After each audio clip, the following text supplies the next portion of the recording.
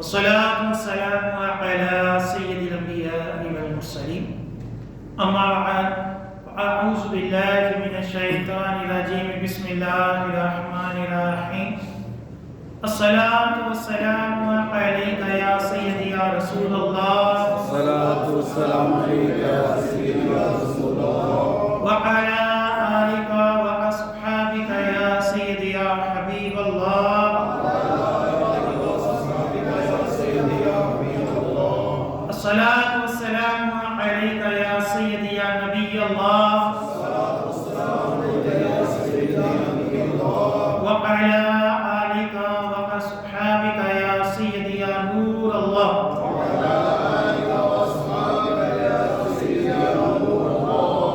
نويت سنة الاعتكاف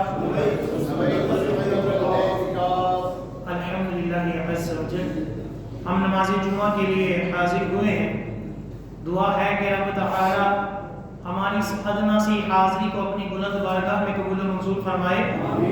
اور جو کچھ اس جمعے میں بیان ہوگا اسے سننے کی، سمجھنے کی، اس کے اوپر عمل پیدا ہونے کی اور مجھے صحیح طرح بیان کرنے کی توفیق عطا فرمائے. آج جس موضوع کے اوپر میں بیان کروں گا وہ بہت اہم اور یاد رکھنے والا ہے.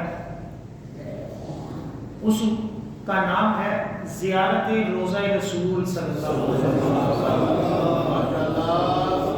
کہ جب الحمدللہ حاجی حج کر لیتا ہے تو اس کے بعد اس کی صرف ایک ہی لگن، ایک ہی توجہ ہوتی ہے کہ حسن حج کر لیا، کعبے سے آنکھوں نے سیاہ پائی، چلو وہ دیکھیں کہ بستی جس کا رستہ دل کے ہے.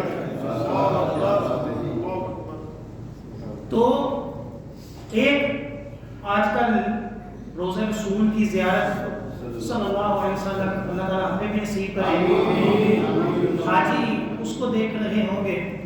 دوسرا یہ کہ جو اہم بات ہے کہ بدقسمتی سے آج جس طرح شریعت کے کئی اہم مسائل کو شرک، بدعت اور اس کو الٹ کر دیا گیا، اور اس میں سعودیہ والا، جیسا کہ میں نے کئی مرتبہ سے کیا ہے کہ سعودیہ کے لوگوں کا بہت بڑا ہاتھ ہے، اسی طرح روضہ رسول کی زیارت کی نیت سے سفر کرنے کے بھی سعودیہ والے شرک کو بدعت کہتے ہیں.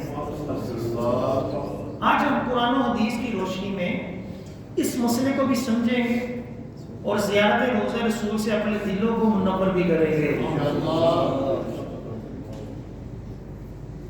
اللہ تعالیٰ قرآن پاک میں ارشاد فرماتا ہے وَلَوْ أَنَّهُمْ إِذْ ظَلَمُوا أَنفُسَهُمْ جَاءُوكَ فَاسْتَغْفَرُوا اللَّهَ وَاسْتَغْفَرَ لَهُمُ الرَّسُولُ لَوَجَدُوا اللَّهَ تَوَّابًا رَحِيمًا. اور جب وہ اپنی جانوں پر ظلم کر بیٹھے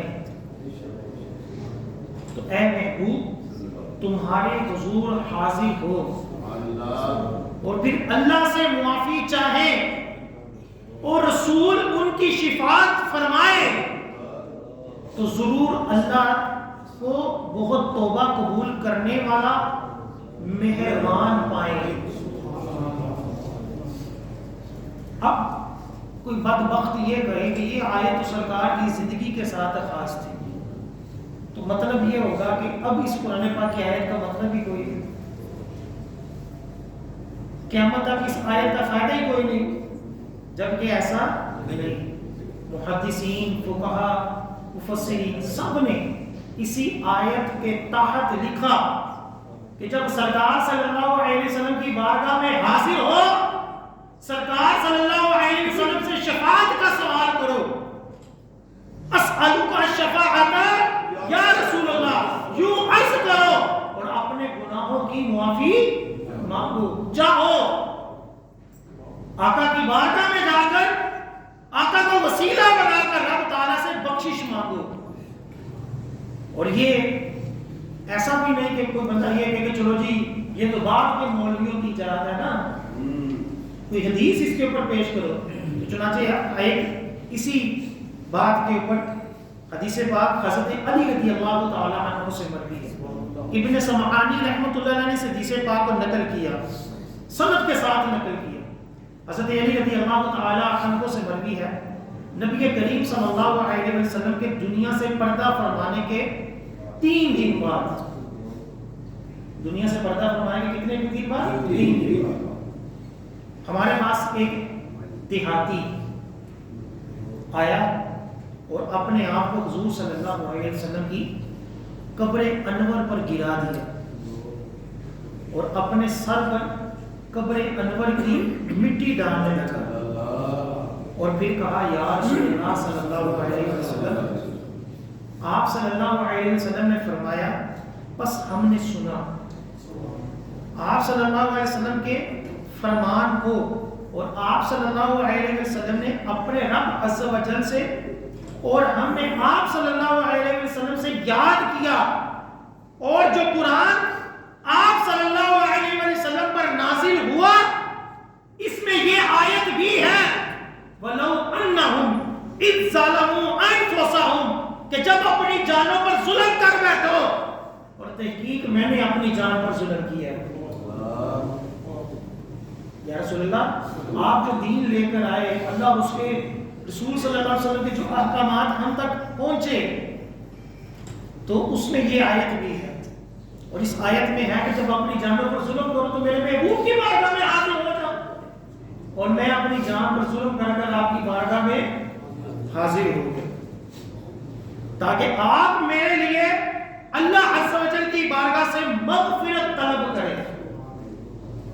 اب دیکھیں، یا تو یہ دیہاتی صحابی ہے، اگر صحابی نہیں تو تابعی کنفرم ہے، اگر صحابی نہیں تو تابعی کنفرم ہے.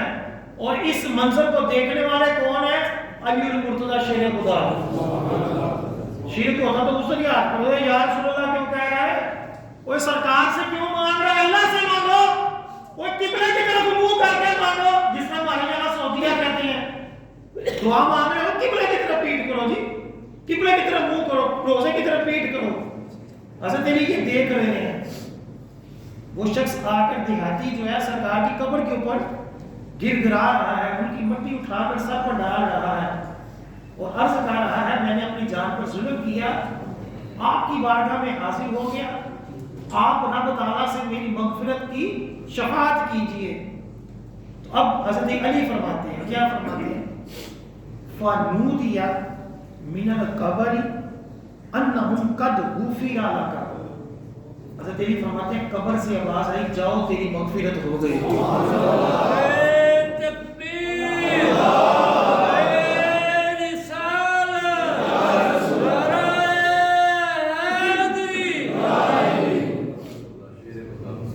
یہ روایت الحاوی الفتاوی میں امام جلال الدین سیوطی رحمۃ اللہ علیہ نے جلد نمبر 2 صفحہ نمبر 314 کے اندر نقل کی.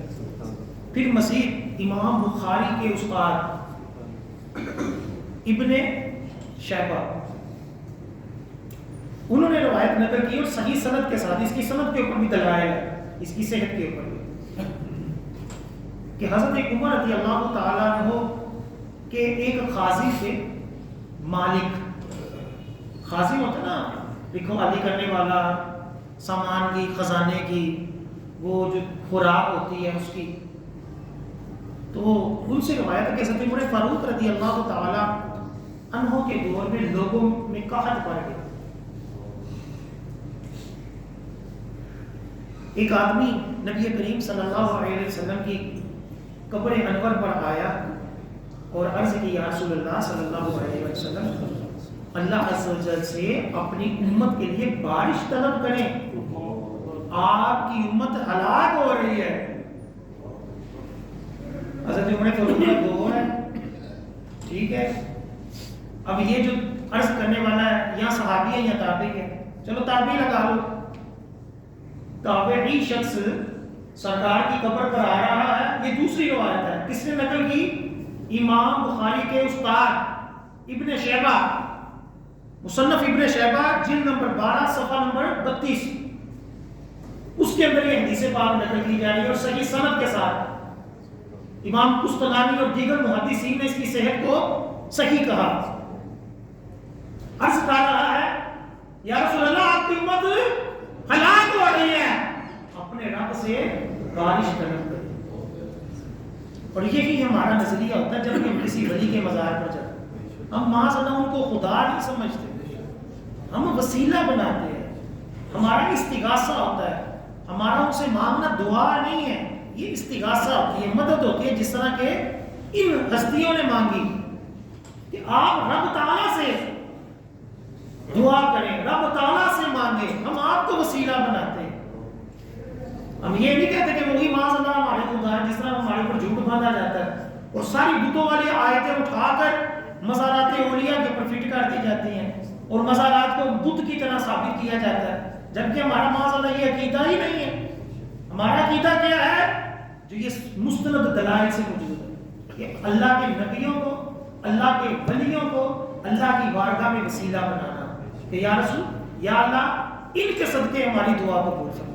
یا رسول اللہ آپ اللہ تعالیٰ سے ہمارے بارے میں عرض کریں, اللہ تعالیٰ سے ہمیں بخشوائیں, اللہ تعالیٰ سے مغفرت کی دعا کریں ہمارے لیے.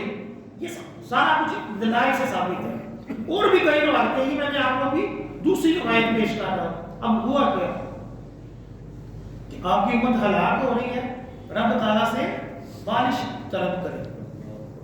اب روایت کیوں ہے جاء فی منامہ رسول اللہ صلی اللہ علیہ وسلم,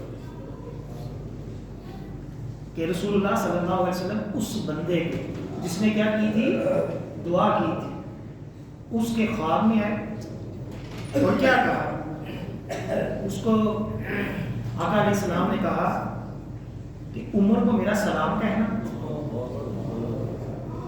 اور اسے خبر دینا کہ بارش ہوگی. عمر کو میرا سلام دینا اور کیا, بارش ہوگی. اور مزید فرمایا کہ عمر سے کہنا کہ دانائی سے کام لو. اب وہ شخص حضرت عمر فاروق کی بارگاہ میں آ گیا. اگر تو ہوتا یہ شرک تو حضرت عمر کبھی چھوڑتے.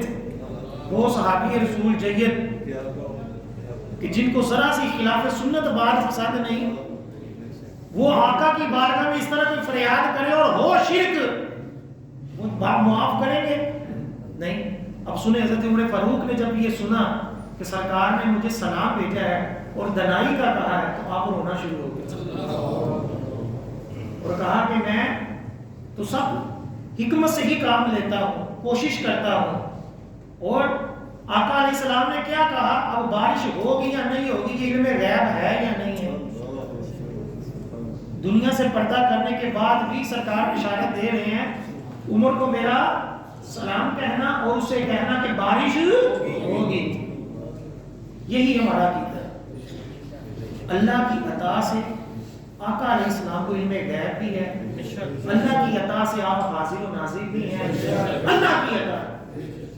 اب اللہ کی قدرت کے اوپر کوئی شک کرے تو یہ اس کے نصیب ہے. ہمارے پاس تو یہ دلائل ہے جس کی روشنی میں ہم یہ ضمنی عقیدہ رکھتے ہیں کہ اللہ کی عطا سے ہے. اور آقا علیہ السلام سے مانگنا, آپ کو وسیلہ بنانا, یہ صدیوں سے رائج ہے. کثیر اس کے اوپر روایتیں ہیں. اب جو اگلا موضوع ہے یہ بھی ایک حصہ مکمل ہوا کہ آقا علیہ السلام کی بارگاہ میں حاضر ہونا, آقا سے شفاعت مانگنا یہ شرک نہیں ہے, جائز ہے. دوسرا جو مسئلہ تھا کہ بندہ مکے سے یا کسی بھی جگہ سے حضور صلی اللہ علیہ وسلم کے روزے کی زیارت کے لیے آپ کو سلام پیش کرنے کے لیے سفر کرے تو کیا یہ شرک ہے؟ آج جب کبھی اللہ تعالیٰ ہم سب کو بار بار مکہ مدینہ کی بات حاضری سے, آپ جب جدہ ایئرپورٹ کے اوپر اترے, سعودی کسی بھی ایئرپورٹ کے اوپر اترے, آپ کو حج عمرے کا طریقہ نہیں ملے گا. کوئی آسان فہم انداز میں طریقہ اکا دکا کہیں مل جائے. آپ کو ملے گا تو یہ ملے گا کہ فلاں جگہ جانا شرک ہے, قبروں پہ جانا شرک ہے, مزار بنانا شرک ہے, اور یہ لکھا ہوگا خاص طور پر کہ روزہ رسول کی زیارت کی نیت سے سفر کرنا کیا ہے؟ شرک ہے. کس نیت سے سفر کرو؟ مسجد نبوی کی نیت سے سفر کرو. بندہ پوچھے مسجد نبوی کو شرف کس سے ملا؟ ساری گل سرکار دی. یہ ہمارا عقیدہ ہے الحمدللہ، اس کے اوپر فخر کرنا چاہیے کہ آقا علیہ السلام کے صدقے ہی تو سارا کچھ ہے. اب ایک کیسا بدبخت بندہ ہے کہ جو سرکار کی روزے کی نیت سے سفر نہیں کر رہا، سرکار سے ملاقات کی نیت سے سفر نہیں کر رہا، وہ مسجد کی نیت سے سفر کر رہا. مسجد کی نیت سے سفر کرنا جو ہوتا ہے وہ زیادہ افضل ہے کہ آپ کسی بزرگ ہستی آقا علیہ السلام نبیوں کے سردار کی زیارت، ان کے روزے کی زیارت کی نیت سے سفر کرنا زیادہ افضل ہے. ایک بدعی بات ہے. ہو سکتا ہے کوئی کہ چلو یہ مولوی صاحب یہ تو آپ اپنے پاس سے لگے ہیں، تو دلیل بھی دے کہ سرکار کے روزے کی نیت سے سفر کرنا کس حدیث میں لکھا ہو. ہم وہ حدیثیں پیش کریں گے. اور کوئی بھی آپ سے یہ کہے کہ مسجد نبوی کی نیت سے جاؤ ورنہ شرک ہے، ایک دلیل اس سے مانگو کہ حدیث بھی نہ پیش کرو. حدیث تو تمہارے پاس ہوگی نہیں. 1400 سالوں میں کوئی بھی ایک مستند عالم، کوئی ایک مستند عالم یہ لکھ گیا ہو کہ روزہ رسول کی نیت سے سفر کرنا شرک ہے، وہ دلیل پیش کر دو. ہم حدیثیں نہیں مانگتے، حدیثیں تو تمہارے پاس ہوں گی نہیں. حدیثیں تو الحمدللہ ہم پیش کریں گے. حدیث پاک سنیں گے. نمبر 1 فتوح الشام جلد نمبر 1 صفحہ نمبر 235 کہ جب بیت المقدس فتح ہوا تو حضرت کعب بن احبار، حضرت کعب بہت بڑے یہودیوں کے عالم تھے، انہوں نے اسلام قبول کیا. تو حضرت عمر فاروق بڑے خوش ہوئے اور ان سے کیا کہا، کیا تم ہمارے ساتھ مدینہ جانا پسند کرو گے کہ وہاں قبر رسول کی زیارت کر کر اس سے فیض یاب ہو سکو؟ کس سے کہہ رہے ہیں؟ کعب جو یہودیوں کے عالم تھے، مسلمان ہوئے. اور کئی روایتیں حضرت کعب اخبار رضی اللہ تعالیٰ عنہ سے مروی ہیں، وہ مستند روایتیں. اور کون کہہ رہے ہیں؟ حضرت عمر فاروق. یہ نہیں کہا کہ چلاؤ مسجد نبی میں تھک چلیے. کیا کہا؟ کیا تم یہ پسند کرو گے کہ ہمارے ساتھ روزہ رسول کی زیارت کے لیے جاؤ اور دیدار کر کر قبر انور کا دیدار کر کر فیض یاب ہو سکو؟ ہمارے یہاں کہتے ہیں اللہ اچھے مانگ لو، اللہ کو مسانہ میں چاندی کی لوڑ. تو حضرت عمر فاروق بھی کہہ سکتے تھے کہ یار یہی مانگ لو، اتنی دور سرکار کے روزے کے اوپر جانا کیا ضروری ہے، یہی درود پڑھ لو. لیکن کیا کہا؟ روزہ رسول پر جا کر کیا ہو؟ فیض یاب ہو سکو. پتہ چلا فیض اللہ تعالیٰ کی رحمت برکت ہر جگہ ہے، لیکن کچھ مقام ایسے ہوتے ہیں جہاں خصوصی برکت ہوتی ہے. کچھ مقدس مقامات ایسے ہوتے ہیں جہاں خصوصی برکت ہے. کچھ مقدس لمحات ایسے ہوتے ہیں جہاں خصوصی برکت ہوتی ہے، اور مزارات بھی انہی میں سے ہیں. تو حضرت عمر فاروق نے کہا کہ چلاؤ اگر جانا چاہو.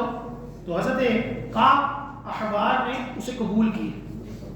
اور جب مدینہ میں داخل ہوئے، یہ حدیث پاک پوری چل رہی ہے، تو سب سے پہلا کلام یہ کیا، روزہ رسول صلی اللہ علیہ وسلم پر جا کر آقا کی بارگاہ میں سلام پیش کیا. ارے تکبیر، ارے رسالت، ارے حیدری. یہ حضرت عمر فاروق. اب ایک اور روایت بڑی پیاری روایت، شعب الایمان، شعب الایمان حدیث پاک کی کتاب ہے، اس کے اندر جلد نمبر 6 صفحہ نمبر 54 حدیث نمبر ہے 3869. حدیث پاک سنیں. ایک ہے کہ بندہ جو ہے روزہ رسول کی زیارت کے لیے آئے، ٹھیک ہے. ایک اس سے بھی بڑی بات وہ کیا، حضرت عمر بن عبد العزیز جن کو بہت بڑا خلافت راشدہ میں جن کا شمار ہوتا ہے، وہ کیا کرتے تھے، روایت میں آتا ہے کہ ان کا یہ معمول تھا کہ آپ ایک قاصد جس کو کوئی سندیسہ دے کر بھیجتے ہیں، شام سے، ملک شام سے نبی کریم صلی اللہ علیہ وسلم کی بارگاہ میں صرف اسی کام کے لیے بھیجتے تھے کہ میرا سلام سرکار کی بارگاہ میں پیش کر دو. پورے شام سے بندہ رکھا ہوا تھا کہ تم جاؤ اور نبی کریم صلی اللہ علیہ وسلم کی بارگاہ میں میرا کیا کرو؟ سلام. اور کوئی کام نہیں. یہ نہیں کہ مسجد نبوی دیکھا ہو، بلکہ کس نیت سے کہ نبی کریم صلی اللہ علیہ وسلم کے روزے کی زیارت کی نیت سے جاؤ اور آقا علیہ السلام کی بارگاہ میں میرا سلام عرض کرو. باقاعدہ ایک بندہ ہائر کیا ہوا تھا، بندہ رکھا ہوا تھا.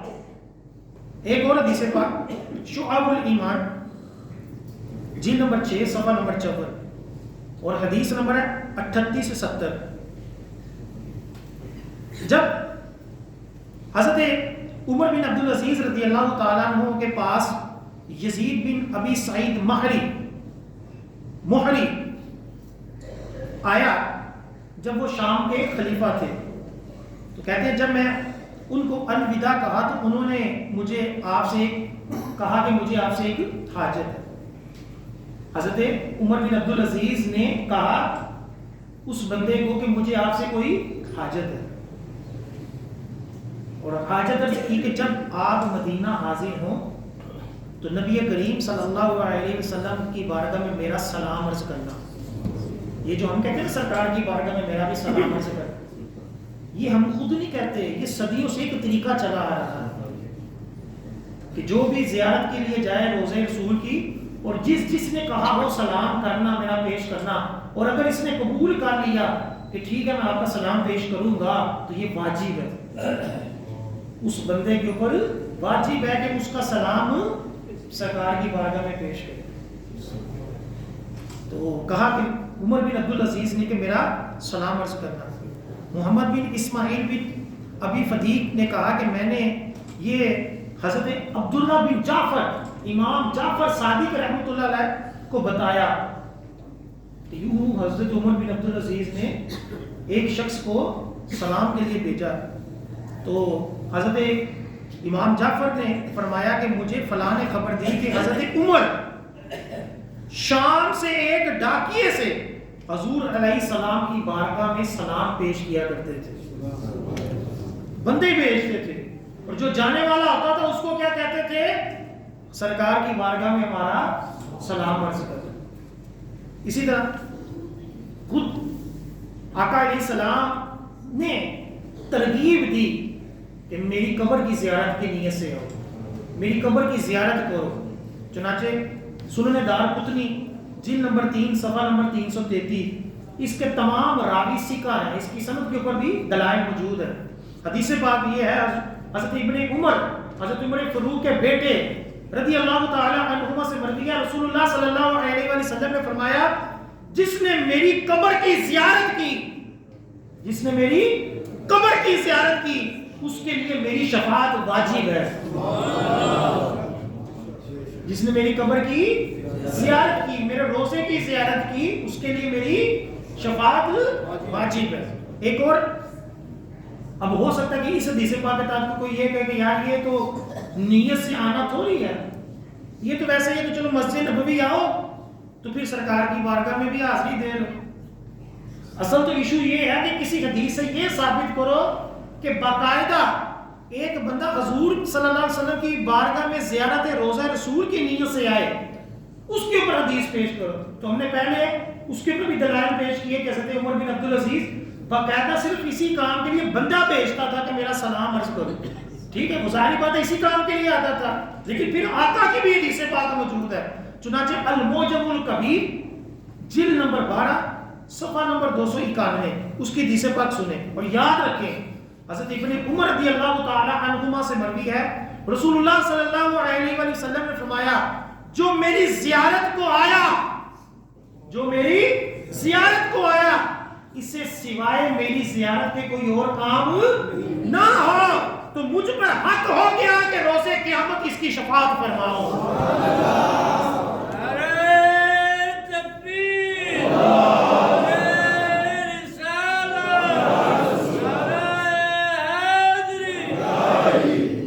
یعنی کوئی سیر و تفریح کرنے نہ آیا، کوئی کاروبار کرنے شاپنگ کرنے کی نیت سے مدینے نہ آیا، وہ مدینے آیا تو الحمدللہ اہل سنت کے عقیدے سے آیا کہ میں سرکار کی بارگاہ میں حاضری دوں گا۔ آقا علیہ السلام فرماتے جب اسی نیت سے آیا تو کل قیامت والے دن میں اس کی شفاعت فرماؤں گا۔ اب تو کنفرم ہو گیا نا کہ جو خاص سرکار کے روزے کی نیت سے آئے، سرکار کی بارگاہ میں حاضری کی نیت سے آئے۔ اور اس روایت کو ایک محدث ابن سکن، انہوں نے اس روایت کو صحیح کہا کہ یہ روایت جو ہے وہ کیا ہے؟ صحیح روایت ہے۔ اسی طرح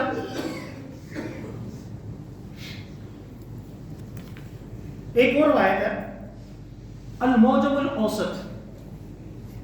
اب ہو سکتا ہے کہ کوئی بندہ یہ کہے کہ یار اس حدیث پاک میں بھی جو کہا کہ جو میری زیارت کو آیا، یہ تو آقا علیہ السلام کی زندگی کے ساتھ ہی خاص ہو سکتی ہے، تم ایسے ہی آقا کے روزے کے ساتھ بھی خاص کر رہے ہو۔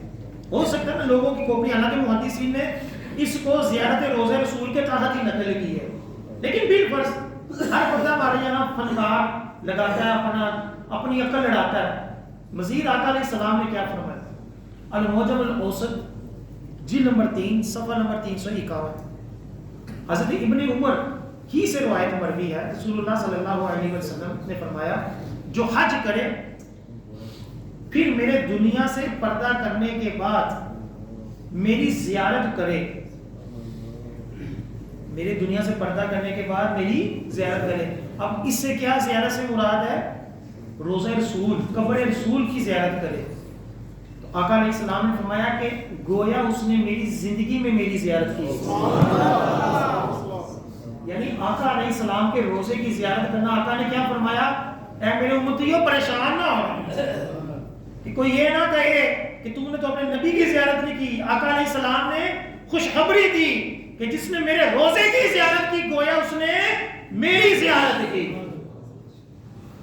تو اس حدیث پاک کی بھی شرح ہو گئی کہ آقا علیہ السلام کی قبر کو بھی دیکھ لینا گویا کہ آقا کی ہی زیارت ہے، کہ آقا نے خود یہ فضیلت عطا فرما دی۔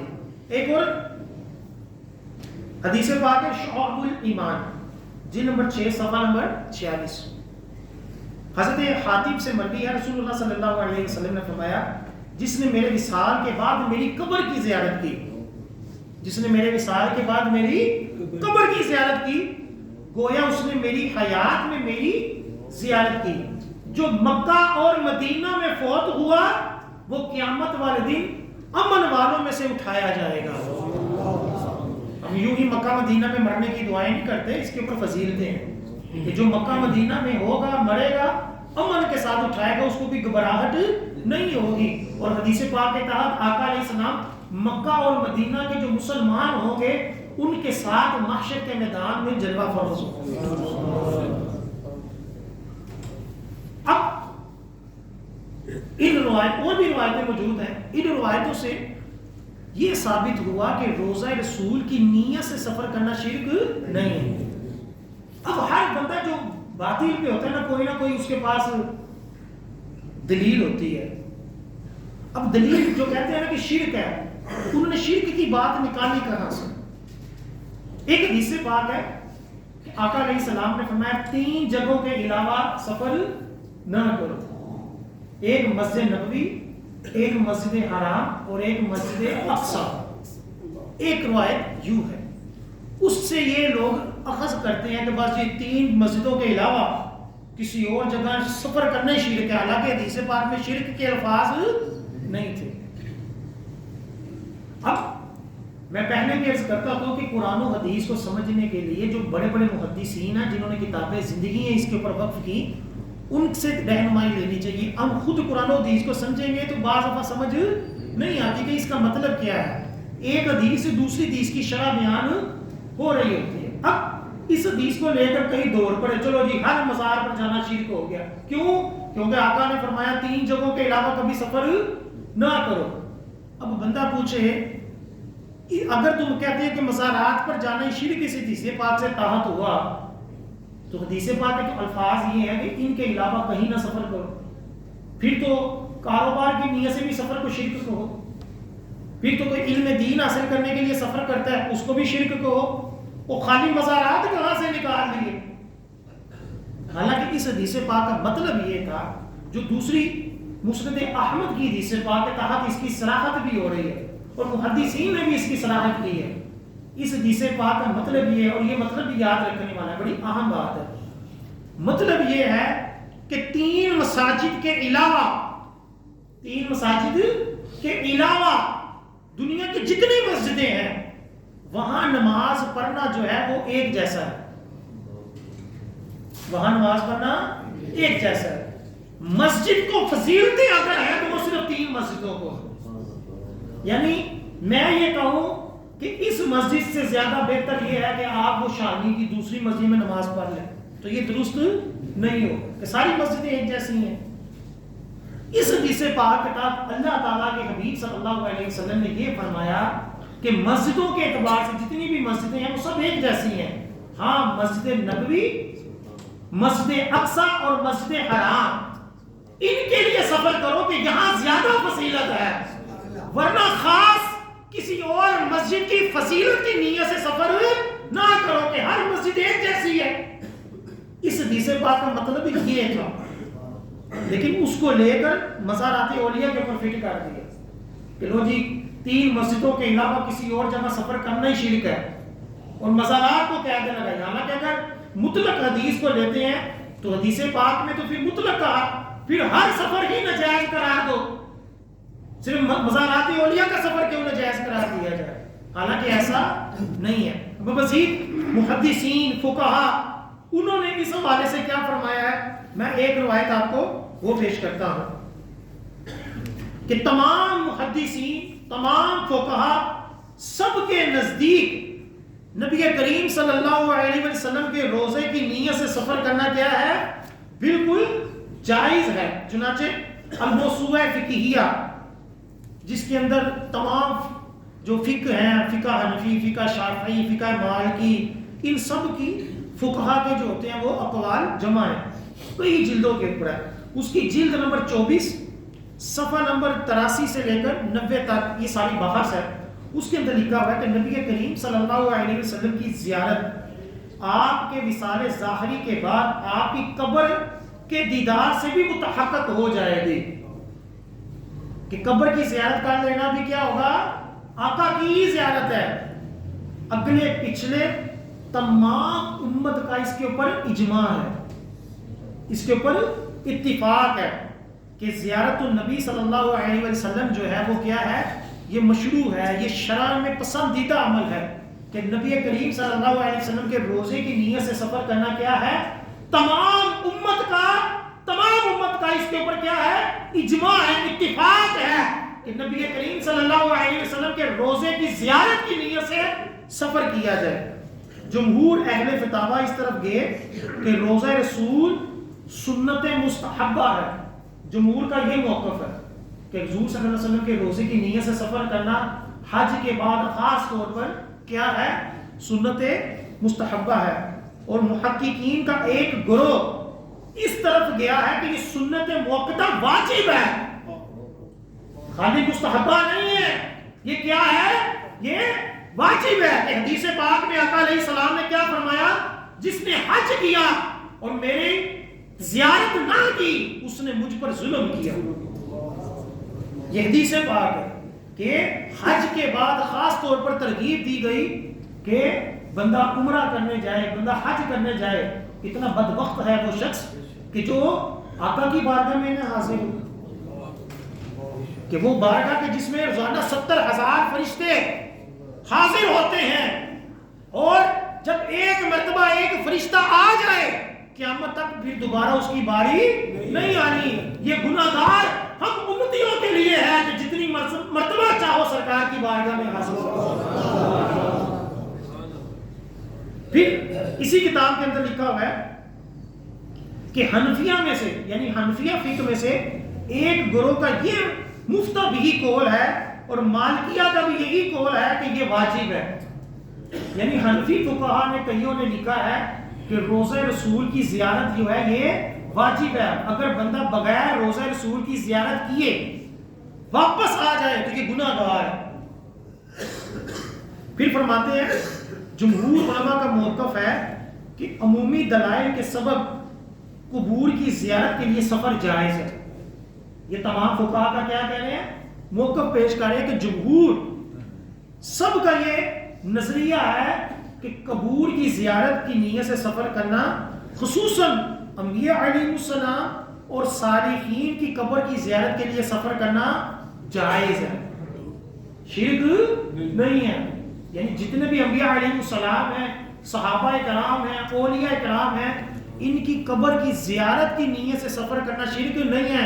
یہ 1400 سال بعد سعودیہ والوں نے نئے دین نکالا ہے، ورنہ کسی بھی فقہ میں کسی بھی محدث، بڑے بڑے محدثین نے، یہ چند مولویوں کے علاوہ تمام محدثین فقہا سب کا 1400 صدیوں میں اس کے اوپر اتفاق ہے. نبی کریم صلی اللہ علیہ وسلم کے روزے کی نیت کرنا بعض کے نزدیک کیا ہے؟ واجب ہے، اور بعض کے نزدیک کیا ہے؟ سنت موقتہ ہے، سنت مستحبہ ہے.